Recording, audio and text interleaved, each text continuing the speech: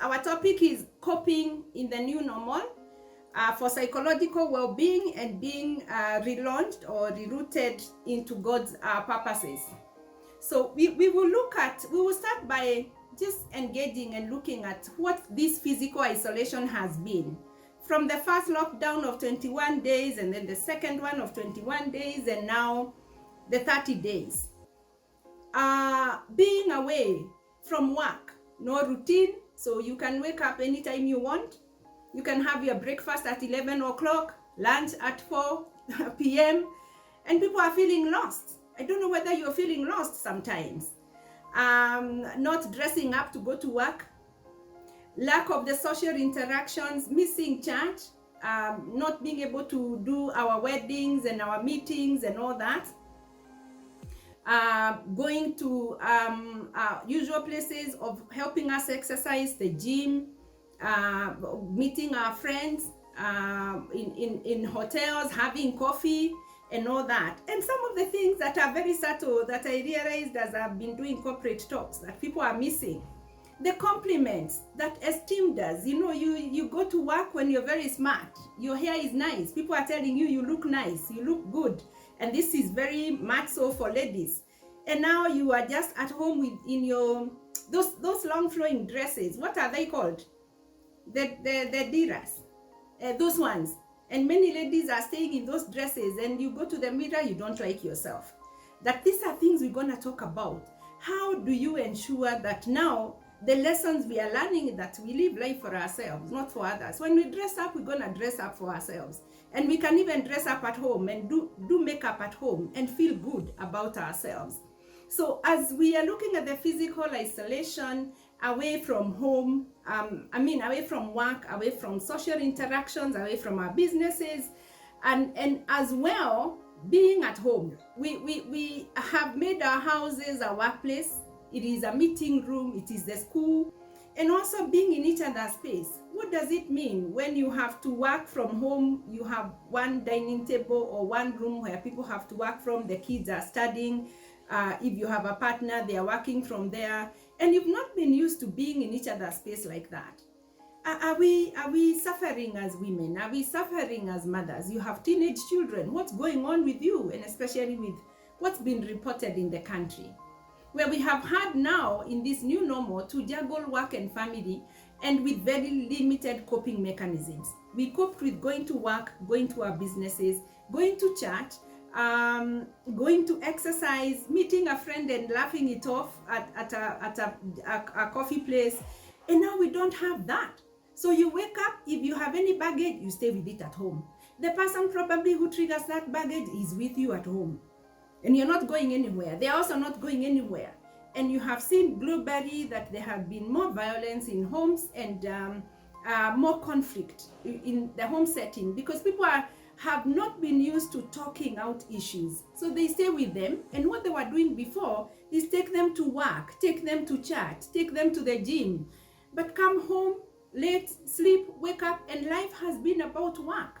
And we'll look at what God may want us to learn from this, that we need to be people who are living life meaningfully, not just doing all the time, and we don't know who we are, we don't know who we are becoming.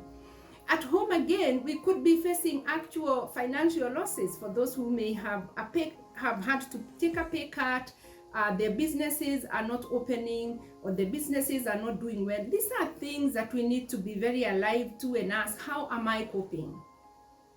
And then there could be real fears. You may not have lost your job, but you've had so many of your friends who have lost their jobs or their businesses are down, and you could be telling yourself, I am next. That is what we call anticipatory loss. You're not there yet, but you're thinking you could get it. I think one of the real fears all of us have is catching COVID-19. So as we go and we go about our businesses, we have to keep cleaning our hands, sanitizing, and following what the government is saying so that we can be able to stay safe. To be us, to be you, the way you would want to live your life. And then, of course, the anxiety of when this is going to end. We thought by June we would be hearing something different.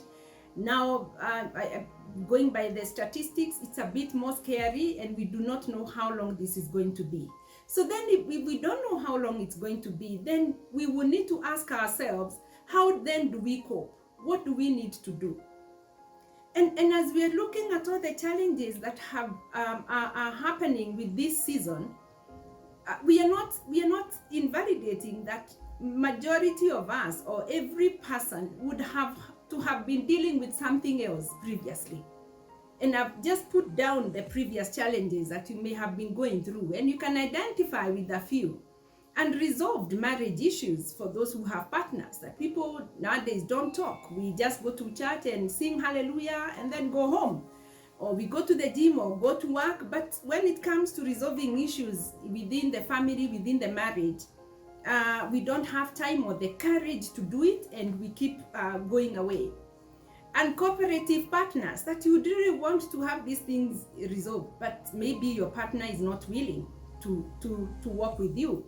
Being alone as a single person, this, from what I have heard from my talks, has been a bit lonely for many single people, because there are places of interacting with others, where at the workplace, in the marketplace, a hotel in the evening for a coffee or dinner, or friends passing by, at home to just maybe you entertain them with dinner or something. But with this physical isolation, we are not experiencing that. So the single people may have complained of feeling more alone this time than before. You could have been dealing with sick parents. You could have been dealing with a mental health issue like depression, anxiety, bipolar, schizophrenia, all those conditions. And one of the things about mental illness, it is exacerbated or made worse by social isolation. So the people who will be alone, if they were going through depression before, this is a very bad time for them, because they feel more alone, they feel more left out. Could be dealing with loss and death. So all these things, and even as people are going through death and loss through death, the usual ways we used to do it, that you'd have people around you, you'd have visitors coming and stay with you for a week or so, people calling and visiting with you. That is not happening. But these are things I'm asking, are we learning any lessons? What are we learning about weddings? What are we learning about the way we've been doing our meetings before? Has it really been necessary? Where people go to a village and you find so many cars parked, but we don't even know that person. And maybe we didn't even contribute anything. We knew they were in hospital for 5 months and we never had time to go and visit them. But you see how we were doing the burials and the funerals.